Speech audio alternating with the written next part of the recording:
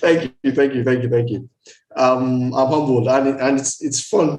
I'm excited to be here, and just like you rightly said, it's all about trying and getting it right. I think that's the major thing that is the most important thing for us. So we'll keep on getting it right. We'll keep on trying. We'll keep on ideating and all that. So that's it. Thank you. Yeah.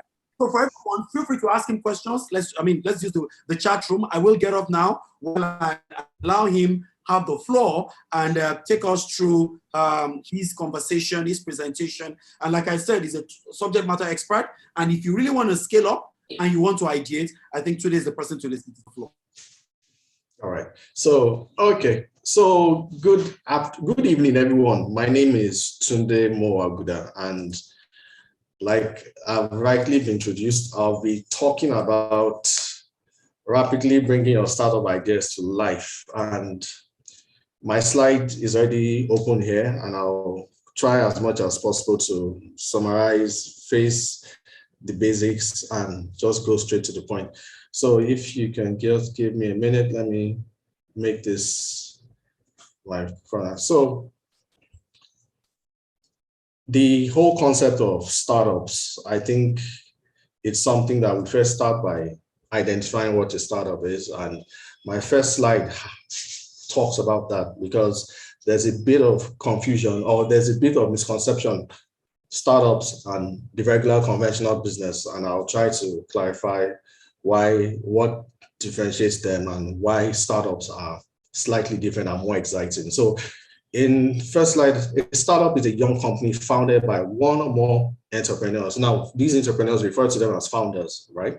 And that develop a unique product or service and bring it to the market. Now, let's get something right now. Notice the word here, a unique product or service. Now, in other terms, you can just say solving a problem and you monetize. So it's what makes it a startup. When you're solving a unique problem and you have a solution that's offering that is up there, you offer and you get paid for it. That is when we call it the business of being into startup. So let's move to the next slide. Startups versus small businesses. Now, in the past, I used to confuse these two concepts together, but over time, I kind of found my way around it, and I was able to experience gave me much insight into why our startups different from your conventional businesses. So as I defined, a startup, the most crucial thing is to innovate. That's the first thing, you're innovating. They are intended to produce something new or improve on something that already exists. Startups are built for rapid and consistent growth in order to attract more investors and funding rounds at each level of development. So I'm going to try and keep things in context with Nigerian experience, and I'll use startups like Paystack, Flutterwave, Hotels, or NG. At least we all are kind of familiar with these startups and what it is that they do and the services that they offer. Now, let's bear in mind that these are examples of startups. Now, I'm now going to talk about small businesses, and I'll try and explain why they are slightly different. So a small business makes no claim to being one of a kind. So if I decide to start a business of renting out musical equipment, I'm not really doing anything new or something that is out of the box. So that is a regular business, right? So that is not to apply that small business does not drive rapid and consistent growth, right? But the aim is the fact that small businesses concentrate on generating consistent revenue and they keep their costs low. Now, compared to startups are most times rocket science ideas, things that have not been done before, that some people just say, okay, let's use technology to make this the big thing.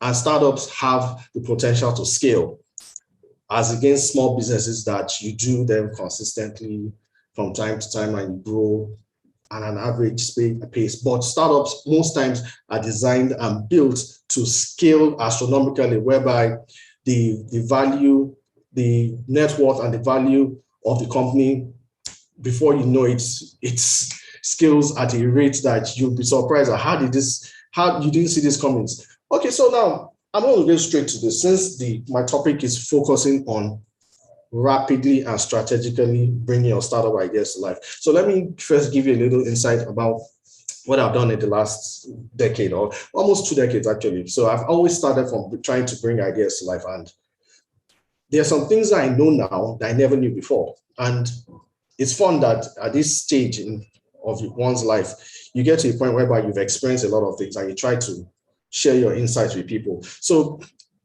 I'm going to first talk about what startup ideas, and we're going to look at it and we'll use some slight case studies to explain what makes them unique. So startup ideas are simply innovative solutions that identify problems that can be monetized and eventually become successful revenue generating when scaled.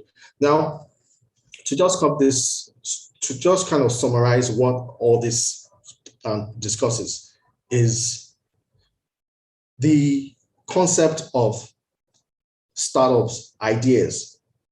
You're solving a problem, and it's very paramount to identify that when you're solving a problem, the most important thing is the fact that you don't just solve a problem that people do not find a problem.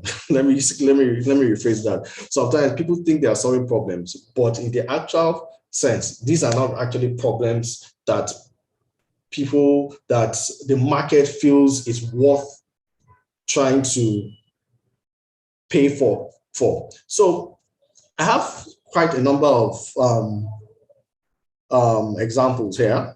Now I'm going to start from e-invite. Now e-invite is a new product which I'm working on, and that's why I intentionally made it the first thing.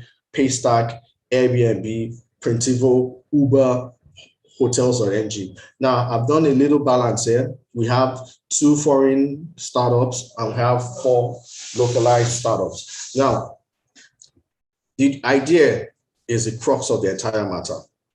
I repeat, the idea is the crux of the entire matter. And most times when your idea isn't well crystallized, that can actually affect the entire process of the startup development and the startup DNA. So when you identify a problem, it doesn't necessarily mean that you're the only one, you're the first to solve that problem. Do you understand? Now, I'll give an instance of Facebook. Before Facebook, we had things like High Five, right?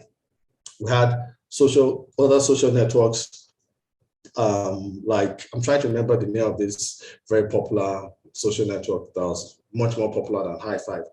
I think I remember the name later. But what I'm saying is that Facebook wasn't the first startup to even attempt to play in the space of social networking, but they got it right? Now, the same thing goes to startups like Uber.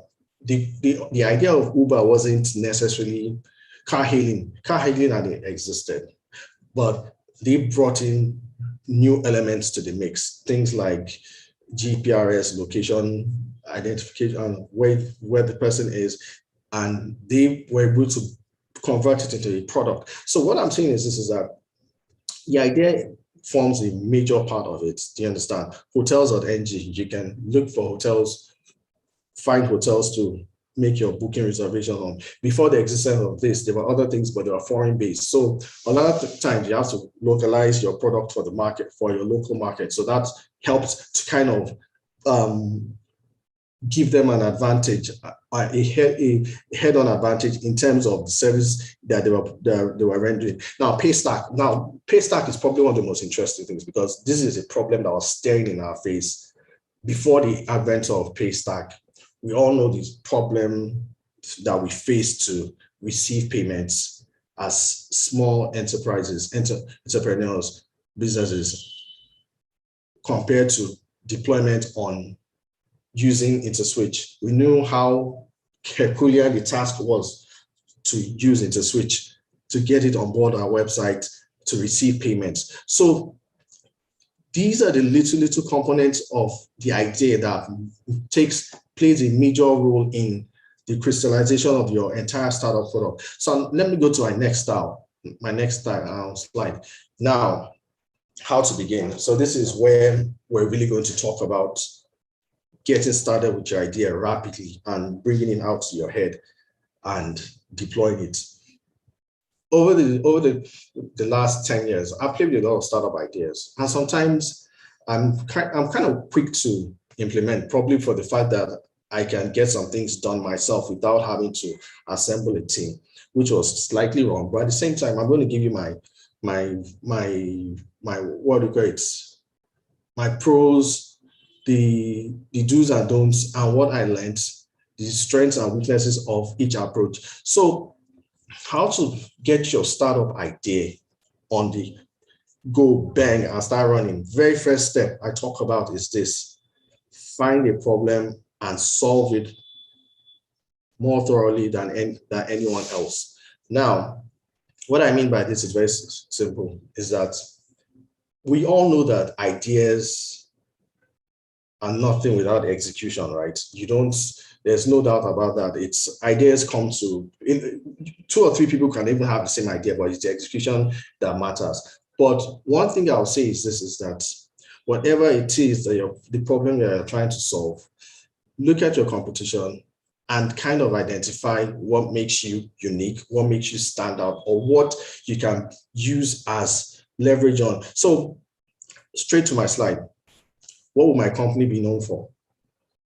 That's where I normally begin. I don't want to start like others. I don't want to start with specificity. When people ask me to this, first, like, find a specific problem, be obsessed with that problem, and find a way to do it better than existing competition. Now, this is going to form a bulk of your success story, and this is what you're going to eventually leverage on for your MVP. We all know that MVP means minimum viable product, right? So use that as the core, the product, the problem. What exactly? Uber wasn't the first, but we can say that Uber used technology and in an interesting way. Airbnb was actually more or less an idea that we could say was slightly the first of its kind, quite risky, quite delicate, but execution was sort of flawless, and that helped them to still be in business today. Why do I need to go to a hotel if I can go to get a house that's almost like a hotel, cheaper, and I want to be in a house environment? And that's what Airbnb decided to do. So you see, so they identified the problem and tweaked how they wanted to solve it. And that's what gave them the leverage. Now, the second thing is this: analyze, validate, and revise the idea. Now, ideas are very tricky when it comes to building an MVP, a minimum viable product for your startup. It's not as if your idea has to be brilliant. Let me repeat that. It's not as if the idea has to be outstanding. It has to be the most important or the most breathtaking one that one could come across. Yes, it's an advantage if your idea stands out, but to build a startup, you have to consider one thing, is that you are in business to make money, to generate revenue, to get paid. So ultimately, whatever product you are building has to have a market size that is quite large enough to keep you in business for a good number of years, if not for while you're alive or before you exit that business. So that means something clearly, that whatever business idea it is that you come up with, do not be flexible. Do not think that the business idea, that just one idea will solve it. No, it is subject to changes. It is subject to iteration. It is subject to refining. It's subject to pivoting. Now, Facebook initially started as a social network for connecting people. Along the line, the product kept on getting better. They kept on improving on it, kind of kept on adding layers to it, you understand? Now, in terms of your product, you have to be able to validate it. Now, validating this is not just me as the founder or the entrepreneur saying I have something in my head that I know the market wants. No, the market may not want it the way you have developed it. And that is why it's always best to carry your target audience, customer base along. Don't build in isolation. Don't think you can start something that one great idea that's in your head will automatically take it's what is going to give you that breakthrough or give you that skill that you're assuming that you're going to have. So take the idea to the market, get feedback, do your research, try as much as possible to to build on it in such a way that whatever it is that your customer base sends back to you, that is what's going to form a whole bulk of what your product is going to eventually become. You know, so it's going to evolve. It's not just going to be it's starting at A and it's going to end at A. No, it's starting at A and it's going to keep evolving to B, C, D, E, F, G, right? So that's the next thing. Now, 3, follow the passion, not the money. Now, this is a very controversial statement. Follow the passion, not the money. I'm going to explain this, and I'm going to try as much as possible to kind of put you guys through on what exactly I mean by this. Now, one of the biggest problems a lot of people have is that they kind of start businesses with the sole aim of getting paid, becoming rockstar billionaires or millionaires. There's nothing bad with this idea or this concept, but when you're starting a startup, it's always important to first be passionate about what you're doing. Yes, your product should be viable, should be able to make money, should be interesting enough to generate revenue, but at the initial conception stage, you need that passion. That passion is going to fuel you to build, iterate on what you're working on so that if you get to a point that it helps you and propels you during the dark days. Now, there are going to be dark days, right? I'm going to get to there later. So focus on the problem you intend to solve before you get carried away with the money you want to make. It is as simple as that. Focus on the problem. Now, you need to look at whatever it is you're solving and first develop it as if your life depends on it, right? Now, this is very important for founders to note that it's that passion that helps them initially. So because, first of all, if you're bootstrapping, you're putting your own money into this. So you have to be very careful and build it passionately so that there's that revenue part. So that when you've built your MVP and you go to market, the next step is to keep on iterating and improving on the product that you've built, right? Now, okay, so step 4. Now, this is very important, and I want you guys to listen to this. And I'm going to give you some context about it. It has some context. Don't do it alone. Assemble a team. I repeat, do not do it alone. You hardly find scenarios whereby solo founders build products that last to the very end. Now, most people think that to run their startup alone in order to reach to the top, but separating yourself limits you as an entrepreneur, right? That's why you should join mastermind groups in your niche to familiarize yourself with about the niche and the customers.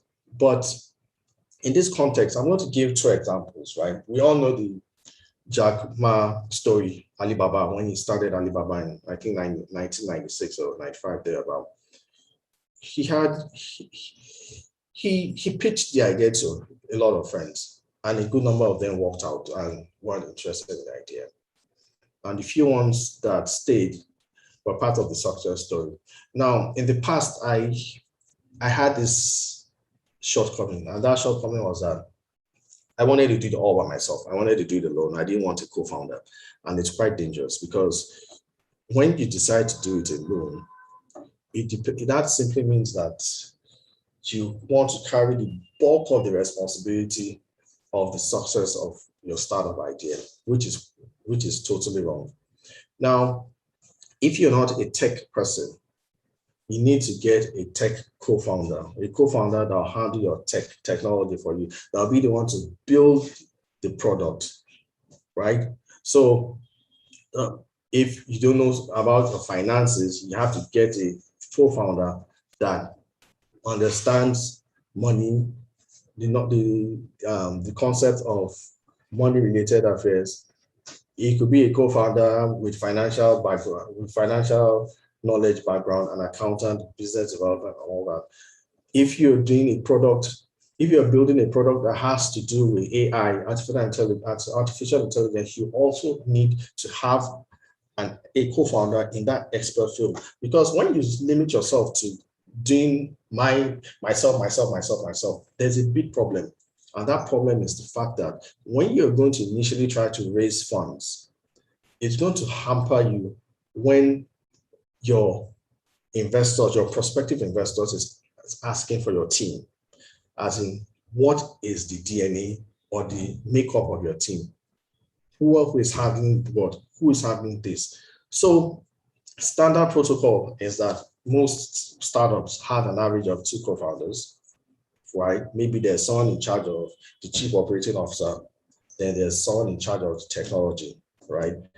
Then over time, it grows, more co-founders can come on board, or from the onset, you could even have a startup with 4 or 5 co-founders. Yes, I know there's a problem of co-founders having differences and it tearing apart the startup, but once you have your legal income, you set up your startup in such a way that you have from the onset, you have legal backing, you document all the necessary do's and don'ts and get it right from the onset. It helps you a long way to get your startup off the ground on a very fantastic note. Because let me point out that your team is actually more or less like 70% of what you guys are in business for. Yes, you have products, but you need people to bring these products, MVP ideas to life, and you need them to be able to help you harness the collective effort of more than just one person to bring that idea to life and go to the market and execute that. Now, the next thing is this, and this is where it gets interesting. Launch with a minimum viable product, right? Now, I'd address the issue of what a minimum viable product is initially, but I'm going to talk about it again. Now, an early version of a product, such as a SaaS application that is designed to ensure that the product vision and strategy are aligned with the market needs. Typically, an MVP delivers not just enough functionality and value to appeal to early adopters and innovators. This is where a lot of effort is required.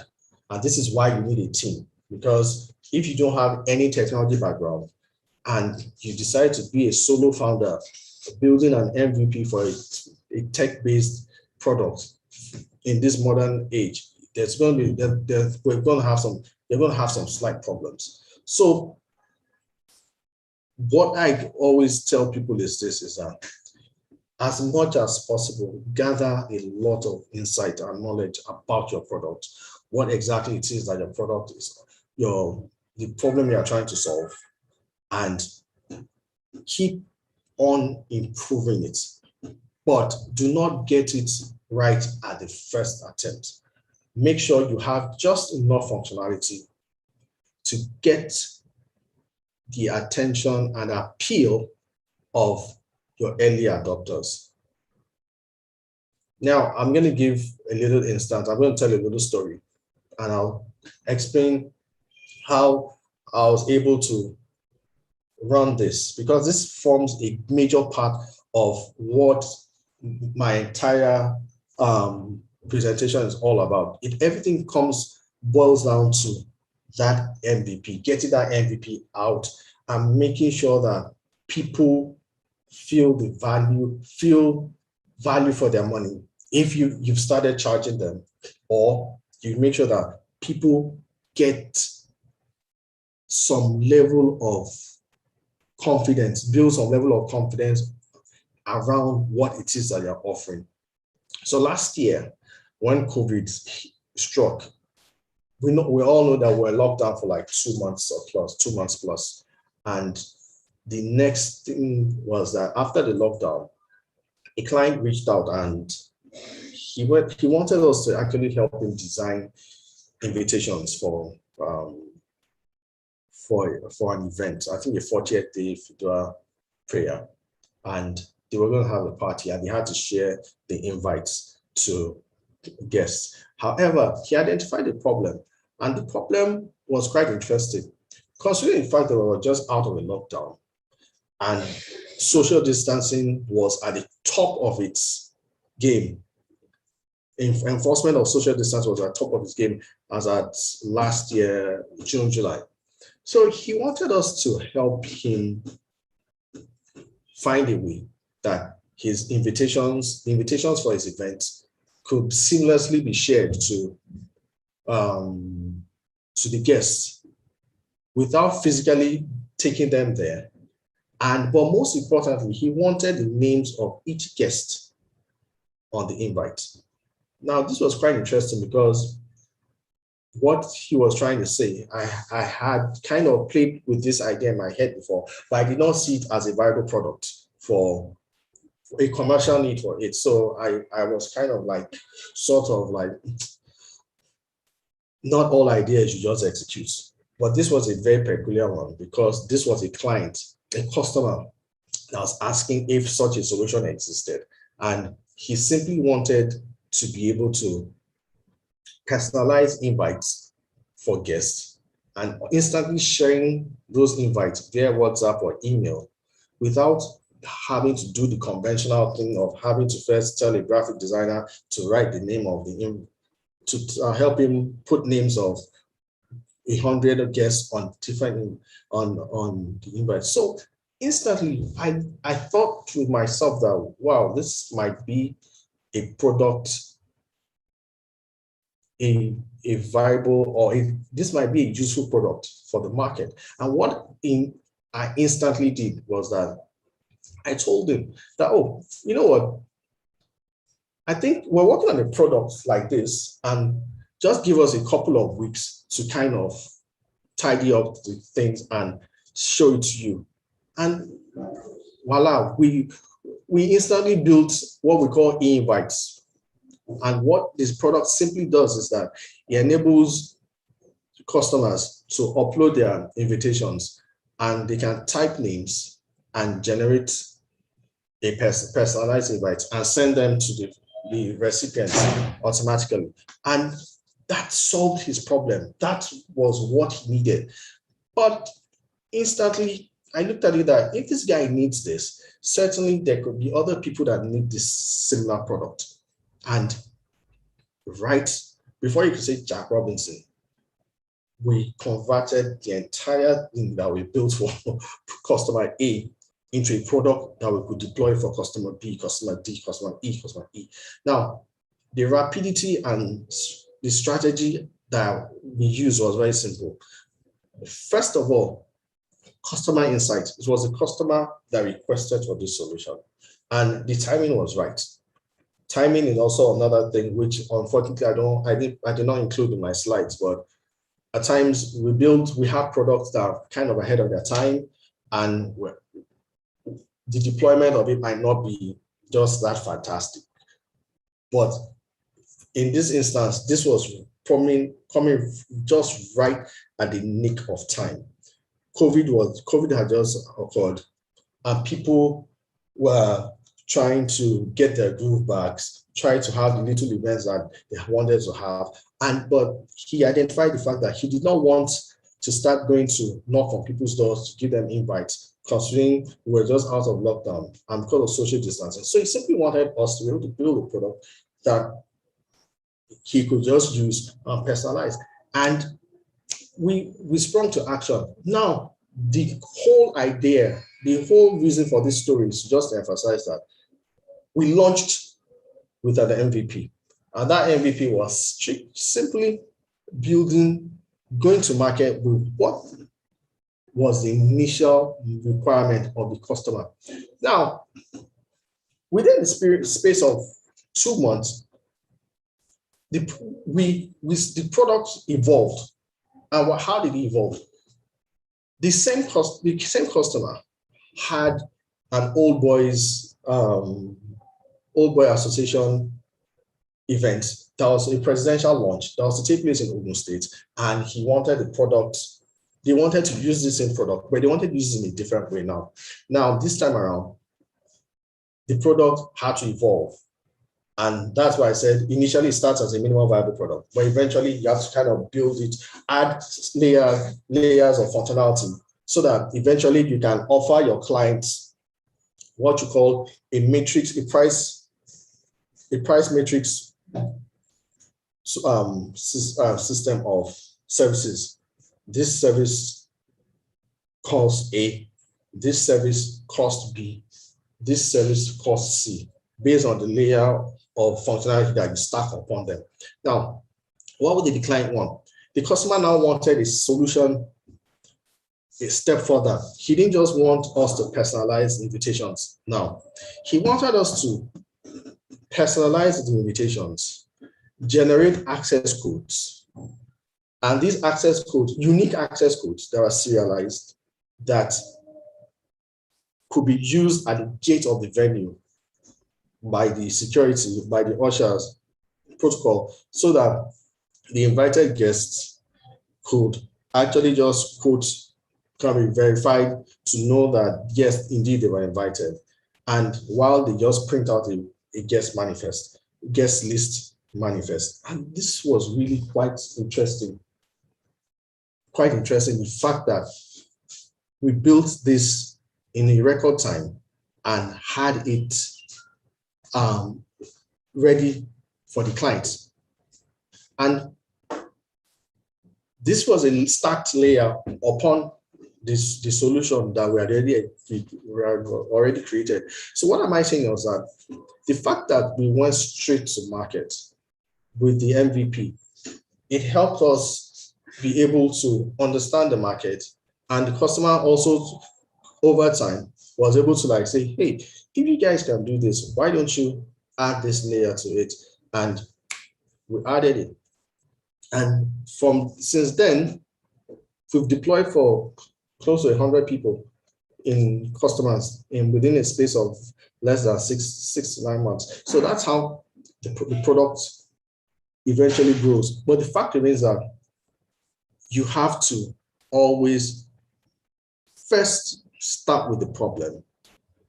You solve that problem in a unique way. Now, when you start solving that problem in a unique way, or what makes you different, you now have to kind of analyze that product in the market, get feedback. That helps you to crystallize it, to launch your first MVP. Now, your first MVP, it's for your early adopters. It doesn't have to be perfect. It doesn't have to be super amazing, but just enough to get attention of your customers and repeat users. And also, this will now eventually gradually take you to the realm of funding and investments. Now, I intentionally want to start going into talking about venture capital or angel funding, seed funding, because I'm not an expert in seed funding. But I know to an extent that if your dream is to be like Paystack or Flutterwave that have raised several impressive rounds of millions of dollars in terms of seed, Series A, you have to first start with a minimum viable product. Now, I'll now talk about something which is really important, and that forms a good part of how you're going to get your idea off the ground ASAP, build, and that is Bootstrap Network and Network and market your startup or your products. Let's use the word that. So we all know that social media is here to stay. Social media is probably one of the most effective and cost-friendly ways of getting your product to the world at a not conventional, not net cutthroating cost. Now, before the advent of social media, you had to publish, maybe you had to do newspaper ads, you had to do TV, you had to do radio jingles and all that. But you could summarize all that down, push them aside, and embrace social media to get your product to your customers, your target, whether if it's a B2B, a business to business, or a business to consumer. We all know that Facebook ads, Instagram ads, LinkedIn ads, just identify your niche, your market, and target them. Like I said, I'm not an amazing expert on these fields, so these are not my strengths. So I'm not going to start going deep into that, but I'm just going to say that once your MVP is out and you want customers to get more customers to use your product, you have to look at bootstrapped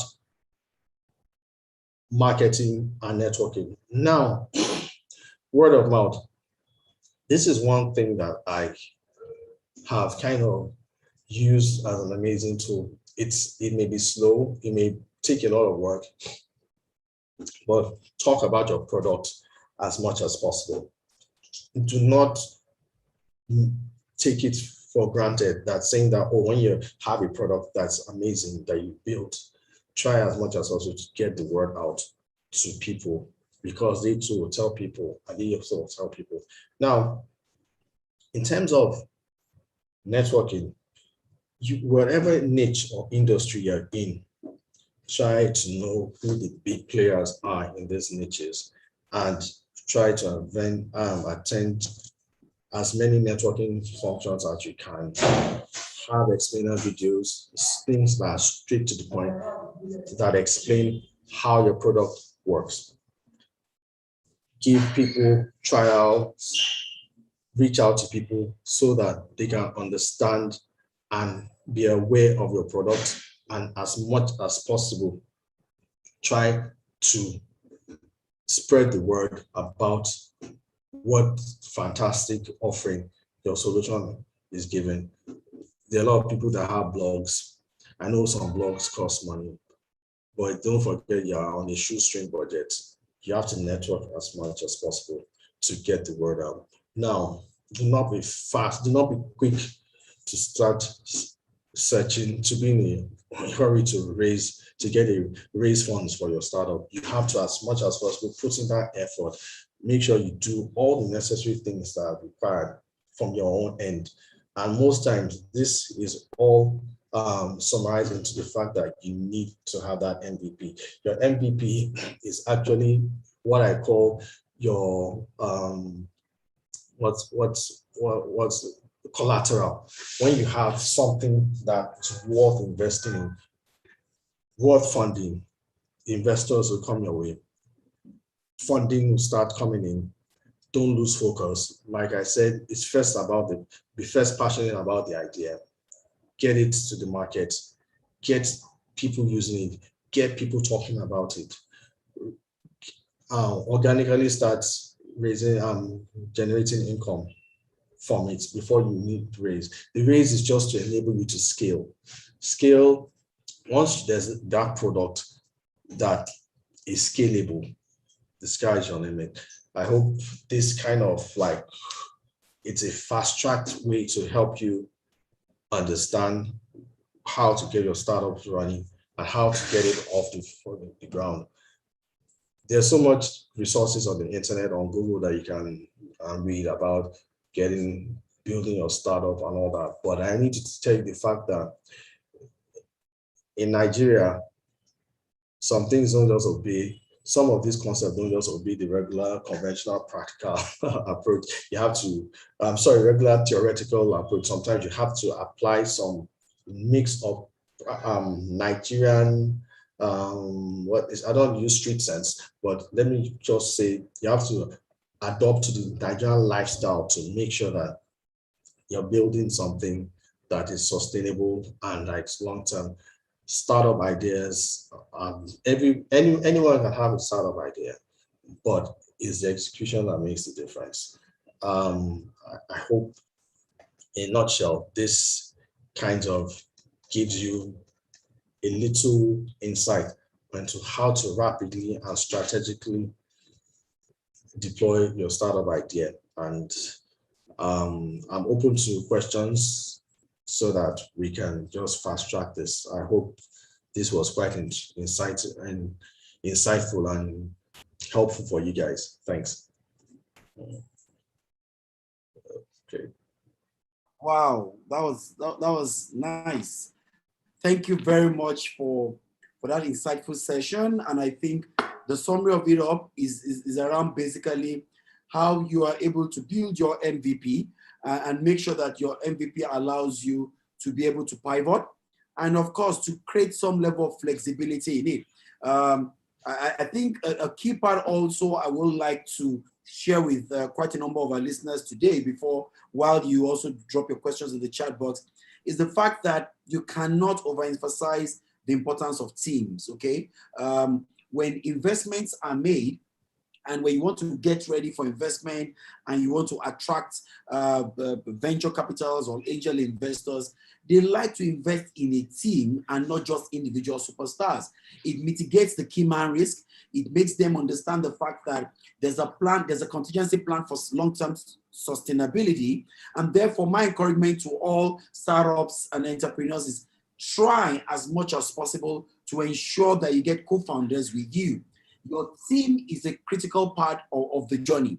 And we've come to understand that soft skills are as much as important as the hard skills. So having to manage people, get people together on board, create the motivation, inspire people, get people to rally around the mission, the vision, and to hack away on a daily basis is as important as your ability to write your codes and do your development and all that. I just felt I should call that. Thank you very much, Tunde, for that insightful session and for sharing with us not only the things you find exciting in your journey, which I think is the critical one. And I think the beauty of it is ability to speak from the God. Okay, when you find people speaking from the God, it's not what they've read, it's what they're going and passing through on a daily basis. And I think that's one thing you learn when you're at Techbiz. These are people that are doing. It's not read and pass out there. And I think is important we emphasize that. Okay, so my team are checking across all the platforms for questions that we can send across to you. But one critical question I have in my part is, I know you did the question has come in, but I wanted to ask, I know you did a pivot in your career, and of course you were self-taught a few of all those skills. The general perception is that there's a dearth of expertise or good quality or senior level expertise in the tech industry, and that's affecting the rate of our scale up and the quality of the products we're chunking out in the ecosystem. What's your view about that? Sorry, can you take the question again, please? Yeah, I said, I know that you did a lot of pivoting and you did a lot of self-development, Okay. growing your own, okay? But generally, the assumption now is that we do not have a lot of senior or high quality tech resources in terms of human resource in the ecosystem currently. What's your view? Do you think that really is the case? Or you think people can also be able to develop themselves to very senior level? Okay, so thanks for that question. So the term senior developers or senior people that have that veteran years of experience. I think the issue is this: is that we have a whole lot of more young newbies, aspiring junior developers in comparison to seniors. So if by my own little experience, I do a summary, I'll say there's a scale of 80% to 20% or 85% to 15%. Now, the 15% of skilled senior developers are either in top places in the ecosystem, or a good number of them have been discouraged by this outcome, the economy of things in the country, and have been sucked into the brain drain syndrome of being diaspora or being in the diaspora. I know a whole lot of developers that once they attain that senior level stage, they instantly relocate out of the country. So that leaves us with a whole number of massive chunk of junior developers in comparison to the senior developers. And then you have some few senior developers like myself that just they decide to play with their ideas and keep on working on new ideas. So I think that's my own. This like I said, this is a personal opinion, and I think that is what's responsible for that. Yes. Yeah. So that's my clear, because I hope that answers the question. Quite a lot of people, there's a lot of concern, and I think no, it does. I mean, and I said it's basically because I like the fact that you are self-taught, and I think we need to have quite a number of people, inspire quite a number of our young people to really be able to scale up their competence, and I think we'll be able to chunk up some significant quality output in the industry ecosystem. Thank you very much. That answers my question. There's a question here from somebody who is a fashion entrepreneur. I'm not sure if you've done a lot around fashion startups, but it says, what are the right steps for a fashion entrepreneur to take in order to stay afloat and also break even in this trying economy? I think trying economy is a strong one. So he's saying he's a fashion entrepreneur. I don't know. Do you have anything to? Okay. So interesting. I tried to play in the fashion space a couple of years ago, and I intentionally left that space. So the idea was very simple, and I think I own a couple of. I think I own a domain in that restaurant. Now, being a startup entrepreneur, the advice I can give is a fashion focused startup entrepreneur is the fact that if you're not a fashion designer that produces wares for customers, and you decide to play in the space of finding a problem to solve or offering a solution, I can advise. I'm going to give my advice in two ways now. I'm going to give an advice for a fashion focused business. Then I'll give an advice for a fashion focused startup. And I'm going to tell the difference. Now, if you're a fashion-based business, what I can tell you is this. To get more customers, the problem you have to solve is to increase your own patronage, right? And increasing your patronage, you have to use technology in such a way that it's to your advantage and also to your customers or your client's advantage. And that is the fact that try as much as possible to find, and first of all, for the fact that I expect every business to even own a website, right? So let's even not go into that website discussion. Now, as I expect every business to own a website, I also expect every business to have a channel of communication via social media and maybe WhatsApp, right? Find an interesting way to make sure that your clients or your customers can easily access any questions or anything that has to do with their orders, like, measurements, how you try to sew a native attire and you have to start taking your measurement, evolve in such a way that you can get the information about your customers' size, dimension, your customers, I think it's what it's dimensions for their clothes, as fast as possible, and get customer feedback. Find a way of using technology to your advantage to make sure that you stand out from the regular other fashion, because you have tons and chunks of people playing in the fashion space that do not even give a care in the world about technology. So that's already an advantage for you. And stand out, improve your customer patronage. Now, if you're trying to build a startup around the fashion space, I know there's this concept, there's this funny, hilarious thought that assumption that nobody disappoints you like a Nigerian tailor. That I've seen a lot of memes that whereby tailors are still sewing your clothes on the day of Christmas. Find a way to use technology to solve this problem. This is a major problem. There are a lot of people, tailors, that disappoint.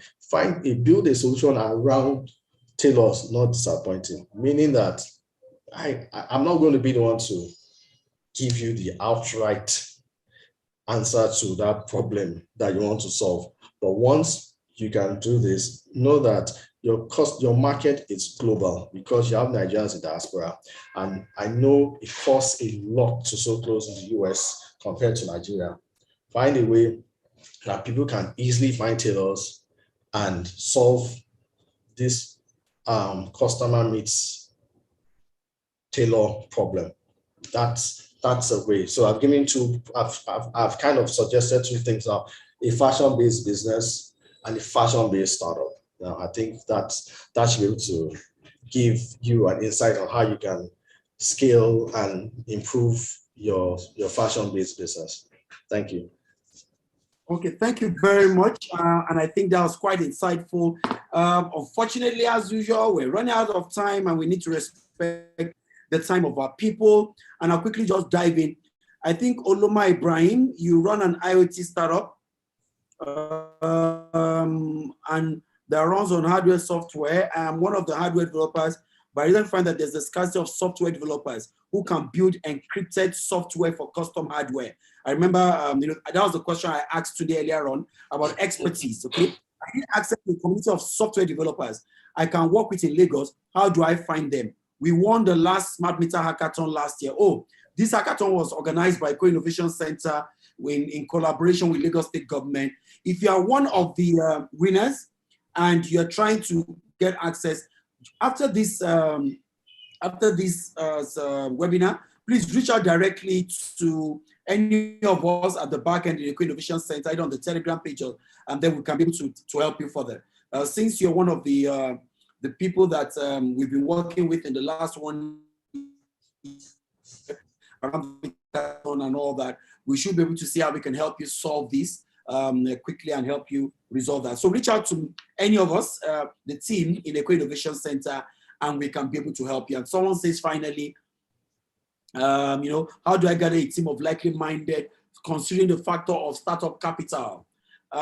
Startup capital, I think we need to begin to put capital as a barrier on the side. The truth is, when you have the right team and the right idea, money always shows up. I can tell you that from experience. So I know that you're concerned about the money. The first thing is get the team first.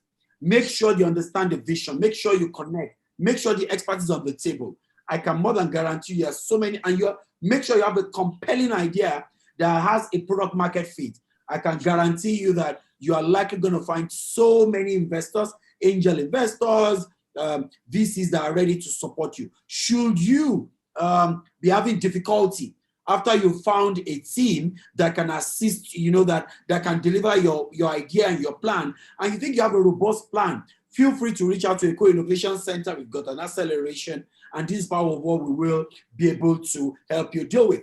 Ladies and gentlemen, it's 2 minutes past the hour, and I like to be respectful of your time. And I must be able to say thank you to every one of you again for keeping a date with us on Techbiz webinar. Today again, Thursday, from 5 to 6 p.m., the 61st webinar of Techbiz webinar brought to you by Eco Innovation Center. And we want to say thank you very much for being a part of it. And a bigger thank you to our facilitator for today, Mr. Tunde Moses Aguda, for is sharing with us his experience, his journey, sharing with us what his thoughts around how people can scale up and achieve commercialization, which is part of the reason for which Eco Innovation Center exists. And we're very grateful for your time, and we're excited that you're able to honor us and share from your world experience. Everyone, again, I can assure you that this recording, as well as the other 68 recordings, can be found on our website. My colleagues are throwing the link in the chat box, www.ecoicenter.com/webinar. You will find all the downloads by 12 noon tomorrow. All of the downloads of this webinar will be found there. Should you have questions, we also have a Telegram page. My colleague is throwing in there. Just click to join the Techbiz Telegram community. And your questions, your clarifications, your help, you want to have access to developers and all that, we will be able to attend to you 24/7. Myself and quite a number of all the facilitators are present on the Telegram community, and we can help you. Next week is another important session. I think for I think who was asking me a question about funding? Abubakar.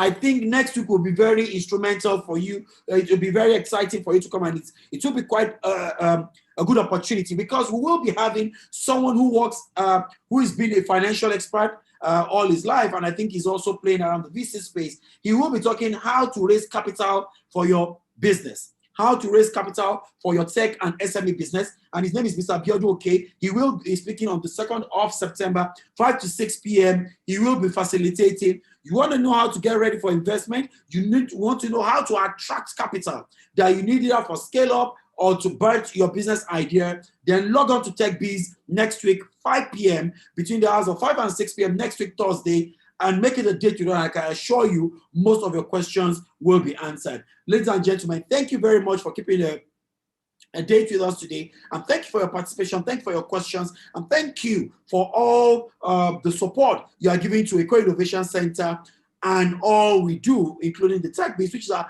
flagship platform for empowering and giving back to the ecosystem. What we do on Techbiz is bring subject matter experts to come and share their wealth of experience with the ecosystem players so that they can help provide that hand-holding, provide that mentorship, provide that equipping that is needed for tech ecosystem players to be able to bring their ideas to commercializations and be able to scale up. Thank you very much. I remain your host of Techbiz webinar, Victor Benga Folabi, and the founder of Eco Innovation Center. Thank you for keeping a date with me, and let us meet again next week for another exciting edition of Techbiz. Have a great weekend starting tomorrow. Thank you very much, everyone.